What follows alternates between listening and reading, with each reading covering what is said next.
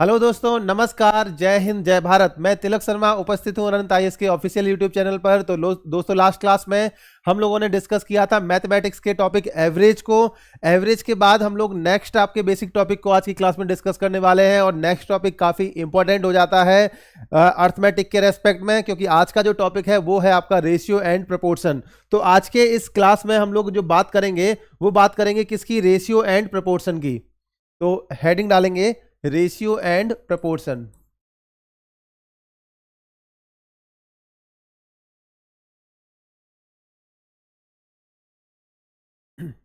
Ratio और proportion को हम लोग हिंदी में बोलते हैं अनुपात और समानुपात। अनुपात और समानुपात।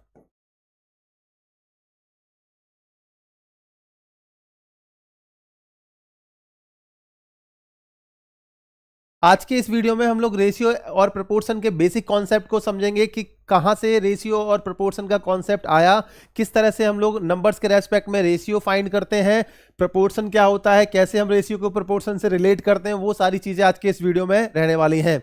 तो बेसिक कॉन्सेप्ट का वीडियो है। जो लोग स्टार्टिंग से तैयारी स्टार्ट कर रहे हैं, आपका अभी इन्होंने जस्ट तैयारी स्टार्ट की है, उनके लिए ये आपका जो वीडियो है ये एक रामबाण की तरह साबित होगा, क्योंकि यहां से आप उस कॉन्सेप्ट को बिल्डअप करोगे जिससे आपके आगे के सारे टॉपिक जुड़े हुए हैं। तो सबसे पहले हम लोग बात करेंगे रेशियो की। रेशियो को समझेंगे कि रेशियो का जो कॉन्सेप्ट है वो कहां से आया और कैसे हम नंबर्स के रेस्पेक्ट में रेशियो फाइंड करते हैं। तो सबसे पहले आपको कोई भी नंबर्स अगर आपको दे रखे हैं उनके रेस्पेक्ट में अगर आपको रेशियो फाइंड करना है, तो रेशियो जो होता है उसको हम रिप्रेजेंट करते हैं इस टाइप के सिंबल से। ठीक है, ये सिंबल हमारा किसका रहता है? रेशियो का। ठीक है, अब रेशियो का ये सिंबल है, इसका मतलब क्या होता है? आपका डिवीजन। इसका मतलब क्या है? डिवीजन। अब यहां पर अगर आपको ये दे रखा है कि एक कोई वेरिएबल है जिसकी वैल्यू आपकी है ए आपका दे रखा है यहां पर आपका 36 एंड बी आपको दे रखा है यहां पर 16। आपको यहां पर बताना है रेशियो ए टू बी और रेशियो बी टू ए।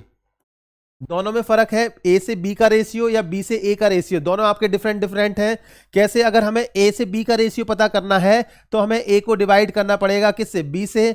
और अगर बी टू ए रेशियो पता करना है तो यहां पर हमें बी को डिवाइड करना पड़ेगा किससे? ए से। ठीक है, अब यहां पर अगर हम बात करेंगे, ए की वैल्यू यहां पर कितनी दे रखी है? 36 और बी की वैल्यू 16। तो यहां आपको क्या करना है? 36 को डिवाइड करना है किससे? 16 से।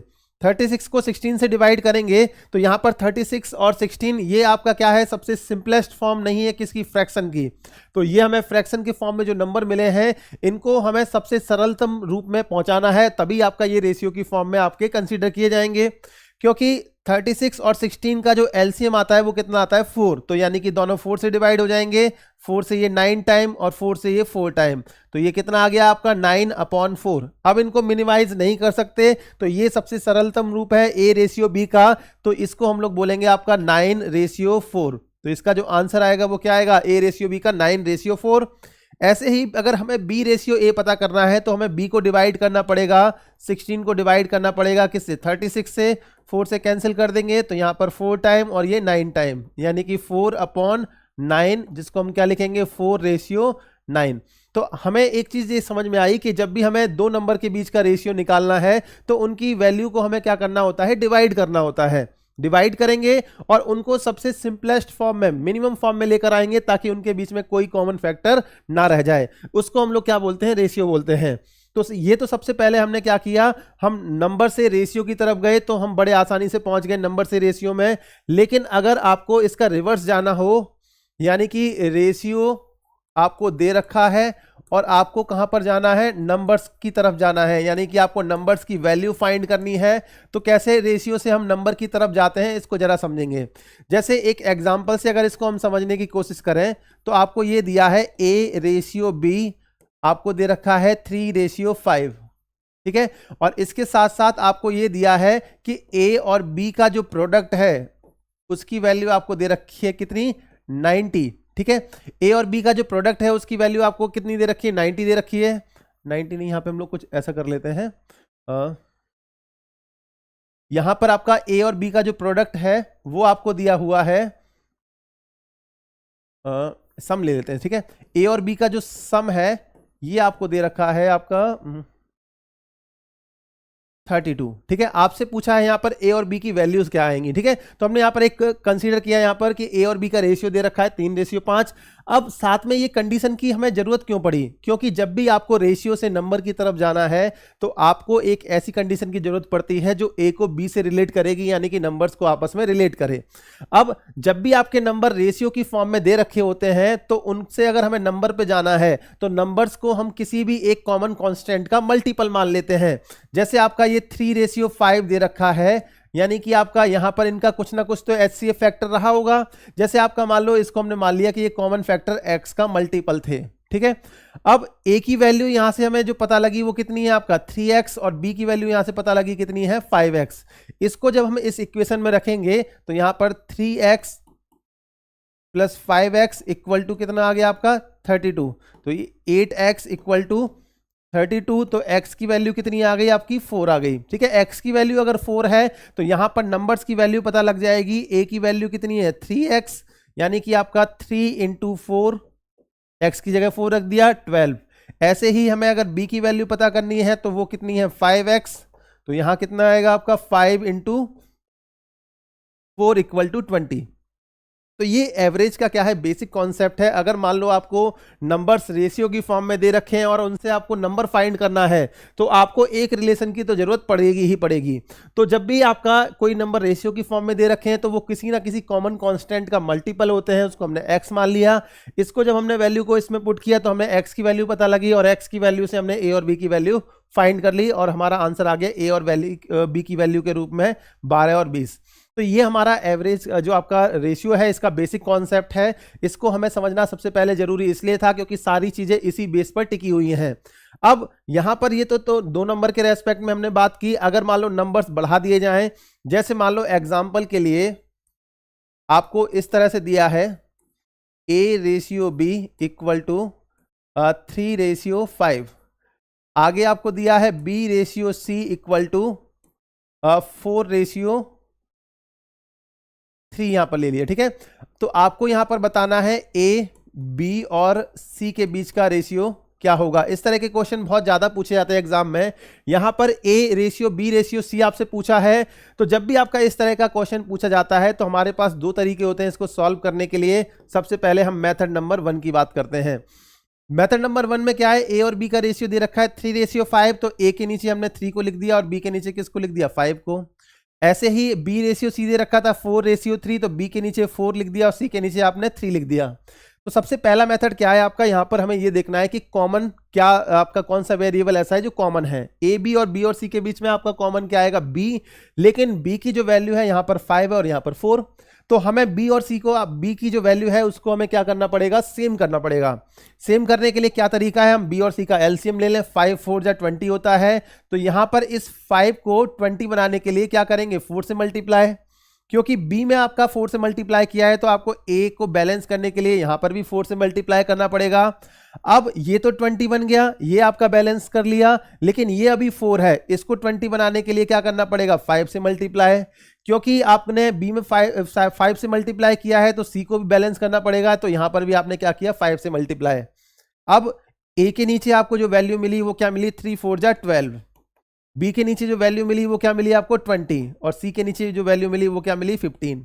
अब इसको हम और मिनिमाइज नहीं कर सकते, इनके बीच में कुछ भी कॉमन फैक्टर नहीं है, तो आपका फाइनली a/b/c हम इस तरह से पता कर लेंगे। ये फर्स्ट मेथड है जहां पर हमने कॉमन वैल्यू को क्या कर दिया, सेम कर दिया और उसके रेस्पेक्ट में a/b/c पता कर लिया।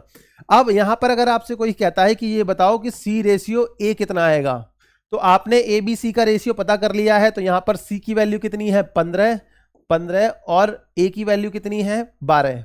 अब 15:12 क्या ये मिनिमम फॉर्म में है, नहीं है, तो इनको दोनों को 3 से कैंसिल कर देंगे, तो ये कितना आएगा आपका 5:4।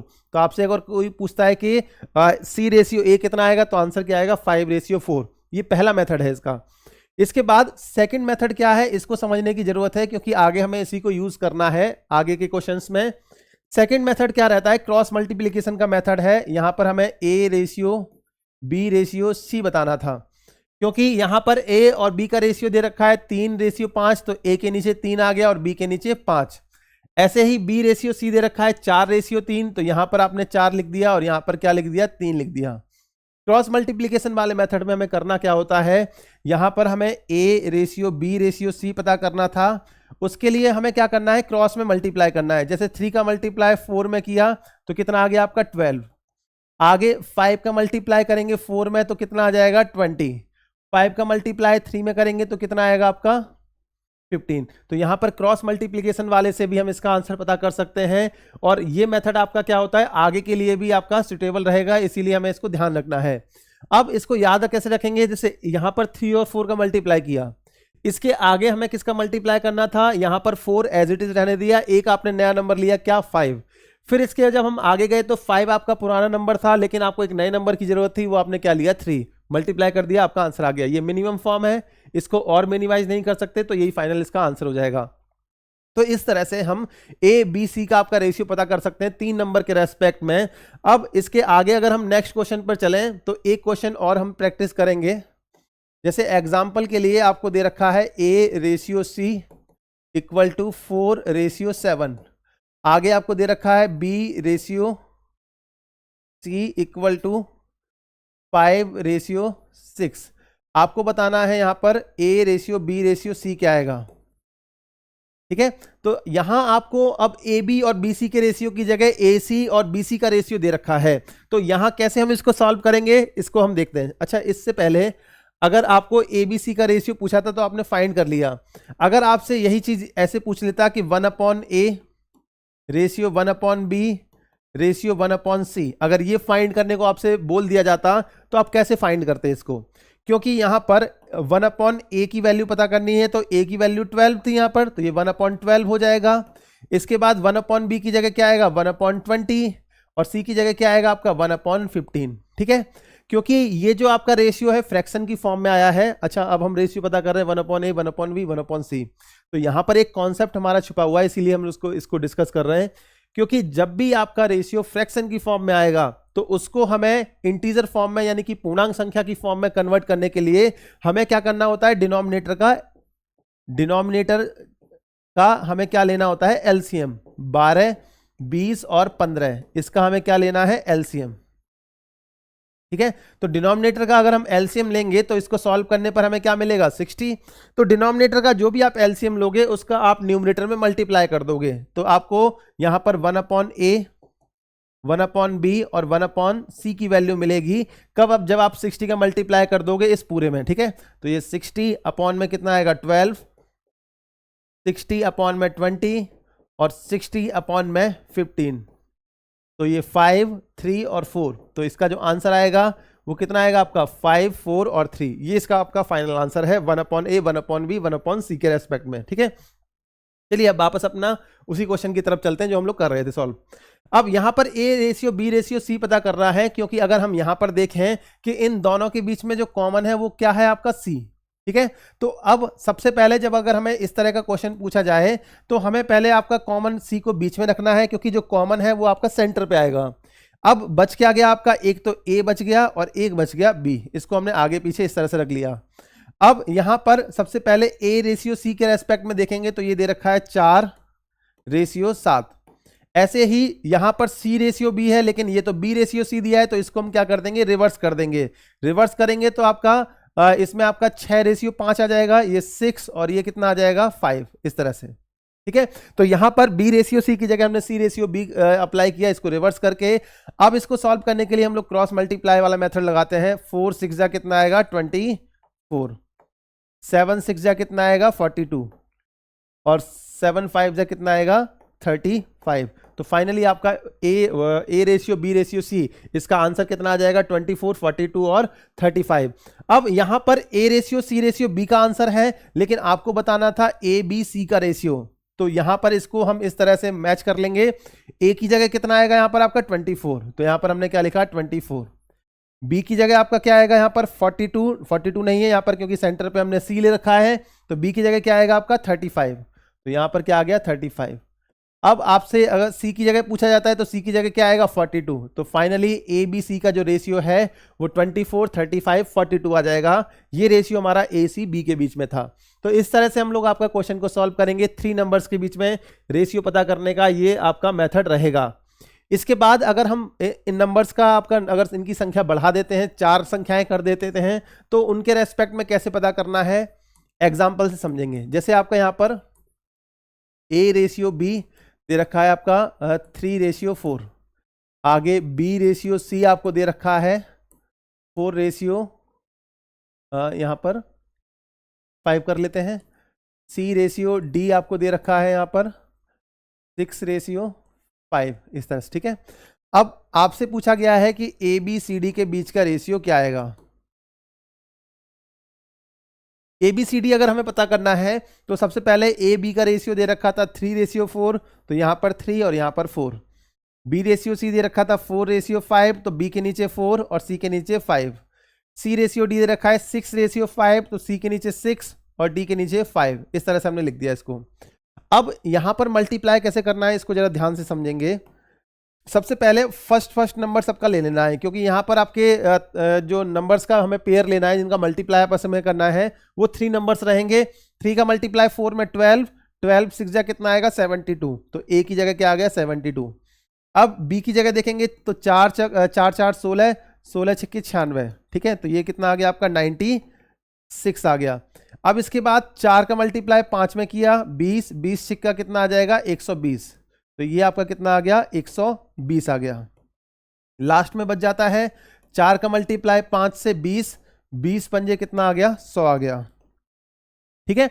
तो ये आपका ABCD का रेशियो है, क्योंकि ये अभी आपका सिंपलेस्ट फॉर्म में नहीं है, तो इसको हम मिनिमाइज करते हैं। सारे नंबर किससे डिवाइड हो जाएंगे आपके 4 से डिवाइड करके देखते हैं। तो यहां पर आपका डिवाइड करेंगे तो 18, 4 से डिवाइड करेंगे तो 24, 4 से डिवाइड करेंगे 30, 4 से डिवाइड करेंगे तो ये 25। तो ये इसकी मिनिमम फॉर्म है और यही आपका ABCD के बीच का रेशियो भी है। तो इस तरह के जो क्वेश्चंस हैं वो हमें ऐसे करने हैं, जब भी आपका क्वेश्चन पूछा जाएगा तो इस तरह से आप इसका आंसर कर पाओगे। तो फिर से एक बार इसको समझते हैं। जब भी ABCD का रेशियो पता करना होता है तो हमें जो भी नंबर रेशियो की फॉर्म में लिखे हैं उनको एज इट इज लिख देना है। अब यहां पर सबसे जरूरी चीज क्या है कि यहां पर हमें ये देखना है कि कॉमन अल्फाबेट कौन कौन से हैं। देखो B यहां पर है, यहां पर B है, C यहां पर है और यहां पर भी C है। इनको हमें कहां पर रखना है, B और C को सेंटर पे, B और C को हमें सेंटर पे रखना है, ये आपको ध्यान रखना है। इसके बाद जो बच गए A और D इनको हमें साइड में रखना है, ठीक है। और उसके बेसिस पे जब मल्टीप्लाई करने जाएंगे तो हमें 3-3 नंबर के पेयर लेने हैं। पहले 3 4 6 का मल्टीप्लाई किया, अब इसके बाद 2 नंबर तो पुराने रहेंगे, हर बार आपको एक नया नंबर लेना है। तो यहां आपने 4 नया नंबर लिया, ये 4 और 6 पुराने नंबर थे, 4 4 जा 16 और 6 जा 96। इसके बाद आपने 4 और 6 पुराने नंबर रखे, 5 नया नंबर लिया, उसके बाद 4 और 5 पुराने नंबर रखे और 5 ये था, ये नया नंबर लिया और मल्टीप्लाई करके आपने मिनिमाइज कर दिया, आपको आंसर मिल गया। अब इसके बाद नेक्स्ट एक एग्जांपल समझेंगे।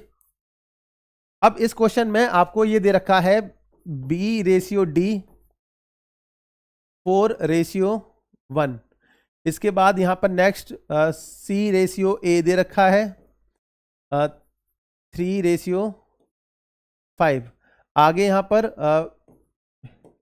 A/B दे रखा है 4/5 कर लेते हैं, ठीक है।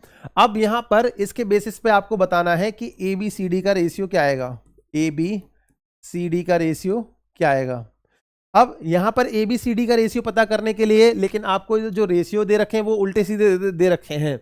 तो यहां पर सबसे पहले ये देखो कि कॉमन क्या है। कॉमन आप देखोगे तो B यहां पर है और B यहां पर है, एक तो B कॉमन आ गया, ठीक है। तो B यहां पर कॉमन मिला और यहां पर B कॉमन मिला। इसके अलावा और क्या कॉमन है, A यहां पर कॉमन है, A यहां पर कॉमन है, तो A आपको यहां पर कॉमन मिल गया। तो यहां B और A कॉमन है, इनको हमें कहां पर रखना है, सेंटर पे, ठीक है। B और A को हमने कहां रख दिया, सेंटर पे। अब बच क्या गए आपके C और D, तो एक तरफ C को रख दो और एक तरफ आप रख दो D को, ठीक है। अब इसके रेस्पेक्ट में देखो कौन कौन से रेशियो आपको दे रखे हैं, ठीक है। एक तरफ C को रखना है और एक तरफ D को रखना है, तो B और D, हाँ D को इस तरफ रखेंगे क्योंकि BD का रेशियो दे रखा है, तो D को हमने इस तरफ रखा और C को इधर रखा, हाँ ठीक है। अब यहां पर सबसे पहले D/B आपका इसका रिवर्स हो जाएगा, तो ये 1/4 है।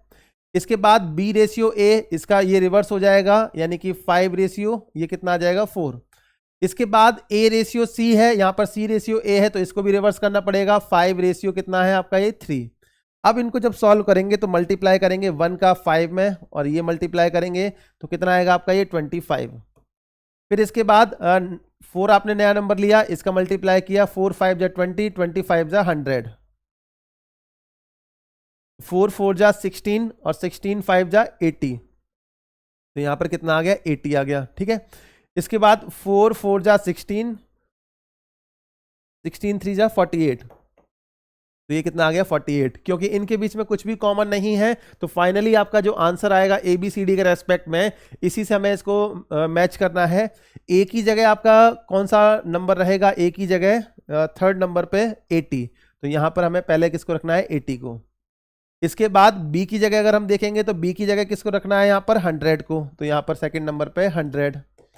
थर्ड नंबर पर जाएंगे तो सी की जगह किसको रखना है, 48 को, तो यहां पर हमने रखा किसको, 48। और सबसे लास्ट में डी की जगह आपको किसको रखना है, 25, तो यहां पर आपने क्या रखा, 25। तो इसका जो आंसर आएगा 80, 100, 48 और 25। तो इस तरह से हम 4 नंबर्स के रेस्पेक्ट में हम आराम से पता कर लेंगे कि कैसे आपका रेशियो पता करते हैं 4 नंबर के रेस्पेक्ट में। इस तरह के क्वेश्चंस हमारे यूजफुल रहते हैं और ग्रुप डी के एग्जाम में अक्सर कर पूछ लिए जाते हैं। अब इसके बाद आपका जो नेक्स्ट आपका जो कॉन्सेप्ट है वो है आपका प्रपोर्शन को लेकर। प्रपोर्शन का बेसिक कॉन्सेप्ट क्या है उसको भी हम आज की क्लास में डिस्कस करने वाले हैं। तो यहां पर नेक्स्ट जो कॉन्सेप्ट है वो है आपका प्रपोर्शन। प्रपोर्शन को हिंदी में क्या बोला जाता है, समानुपात। समानुपात को रिप्रेजेंट किया जाता है डबल डॉट के सिंबल से। ठीक है, डबल डॉट का जो सिंबल है ये क्या रिप्रेजेंट करता है, ये रिप्रेजेंट करता है इक्वल रेशियो को, इक्वल रेशियो को। ठीक है, इक्वल रेशियो का मतलब जैसे अगर मान लो A रेशियो B, बीच में प्रपोर्शन का सिंबल, C रेशियो D दे रखा है, तो यहां पर A और B का जो अनुपात है ये किसके इक्वल आएगा, C और D के अनुपात के इक्वल आएगा। ठीक है, तो यहां पर जो प्रपोर्शन का सिंबल है ये क्या रिप्रेजेंट करता है, इक्वल के सिंबल को, A और B का रेशियो C और D के इक्वल आएगा। अब यहां पर अगर हम B और C के प्लेस आपस में बदल देते हैं तो यहां क्या आएगा, A/C इक्वल टू किसके आ जाएगा, B/D के। तो इसको हम एक इस तरह से भी लिख सकते हैं कि A रेशियो C, प्रपोर्शन का सिंबल B रेशियो D, इस तरह से। ठीक है, तो इसको हम इस फॉर्म में भी लिख सकते हैं और ये भी आपका एक क्या है, करेक्ट रिलेशन है। प्रपोर्शन जब भी आपका पूछा जाता है तो आपको ये पता होना चाहिए प्रपोर्शन का मेन मतलब क्या होता है, इक्वल रेशियो। इक्वल रेशियो यानी कि प्रपोर्शन का जो सिंबल दे रखा है उसके लेफ्ट साइड वाले नंबर्स और राइट साइड वाले नंबर्स का रेशियो क्या होना चाहिए, इक्वल होना चाहिए। अब यहां पर प्रपोर्शन को लेकर क्वेश्चन है वो 3 तरह से पूछे जाते हैं। सबसे पहला क्वेश्चन जो पूछा जाता है वो आपका फोर्थ प्रपोर्शन को लेकर आपका क्वेश्चन पूछते हैं। फोर्थ प्रपोर्शन जिसको हम लोग क्या बोलते हैं, चतुर्थ समानुपात। इसको हम लोग क्या बोलते हैं, चतुर्थ समानुपात। अब फोर्थ प्रपोर्शन या चतुर्थ समानुपात कैसे हम फाइंड करेंगे इसको जरा देखते हैं। ठीक है, अब जब भी फोर्थ प्रपोर्शन आपसे पूछा जाएगा तो आपको A, B और C इनकी वैल्यूज आपको क्या होंगी, गिवन होती हैं, गिवन होती हैं। तो यहां जो आपका रिलेशन रहेगा वो कुछ इस तरह से रहेगा, A रेशियो B, प्रपोर्शन का सिंबल C रेशियो D। तो यहां पर ABC आपको गिवन है, आपको वैल्यू फाइंड करनी है किसकी, D की। कैसे फाइंड करेंगे, क्योंकि प्रपोर्शन का मतलब क्या होता है, इक्वल रेशियो। अब यहां पर ABC की वैल्यू तो गिवन है, D की वैल्यू पता करेंगे तो ये किसके इक्वल आएगा, B इंटू C अपॉन में A।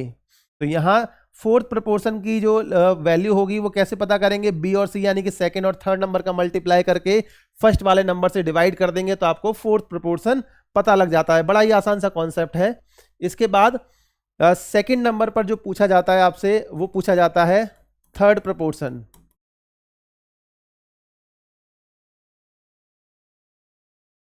थर्ड प्रपोर्शन जिसको हम लोग हिंदी में बोलते हैं तृतीय समानुपात। इसको क्या बोलेंगे, तृतीय समानुपात।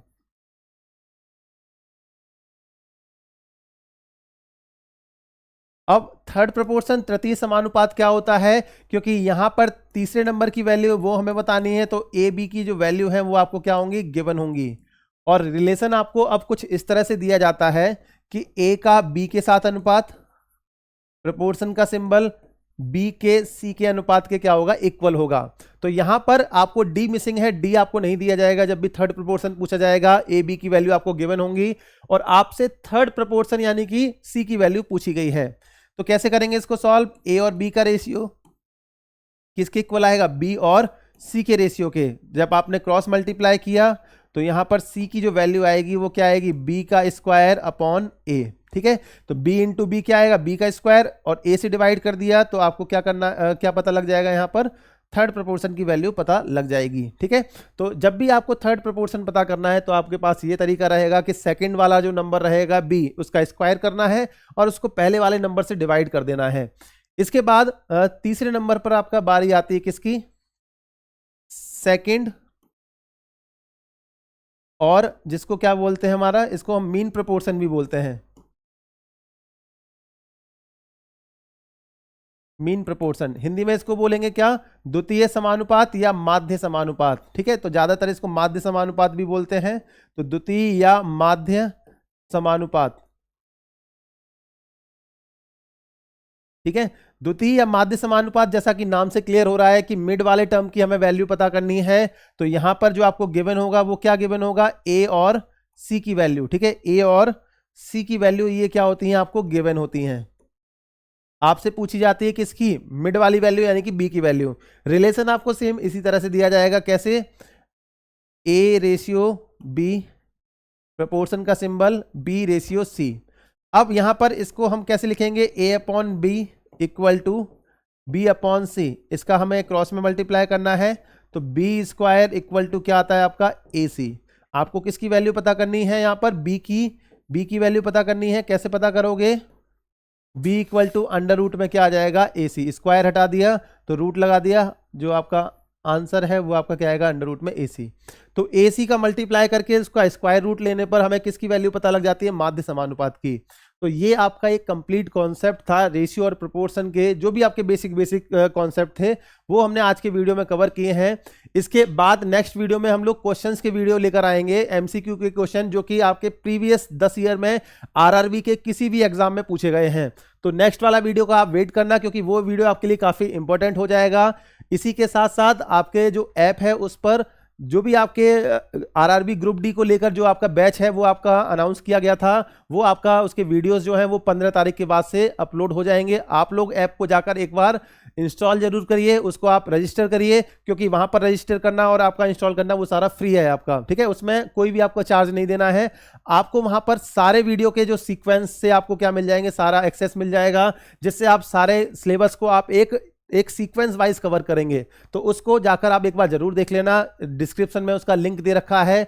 दूसरी चीज यह है कि इसका जो अभी जो आपका बेसिक चल रहा है अभी अर्थमेटिक को लेकर, वो आपके लिए काफी इंपॉर्टेंट हो जाता है, इसलिए इसके सारे वीडियो आप लोग कवर करके चलेंगे। इनके क्वेश्चंस आप लोग प्रैक्टिस करेंगे। इसके नेक्स्ट वीडियो में हम लोग आपका इसके एमसीक्यू को लेकर आने वाले हैं। तो अगर वीडियो आपको अच्छा लगा है तो इसको आप लाइक जरूर करिए, अपने दोस्तों तक शेयर करना। मिलते हैं इसके नेक्स्ट वीडियो में, तब तक के लिए नमस्कार, जय हिंद, जय भारत।